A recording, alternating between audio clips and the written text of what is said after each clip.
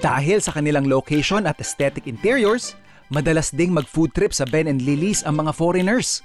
Kaya naman, kalaunan, nagdagdag na rin sila ng international dishes. Pinag-aralan namin yung klase ng customers and nag-add na rin kami ng international like yung Thai grilled chicken, meron kaming tikka masala. And this is basically how you would want to enjoy this?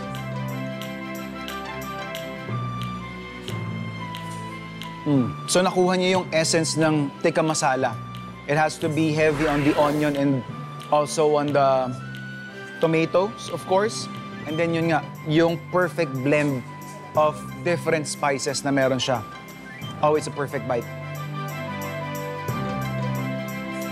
Winner.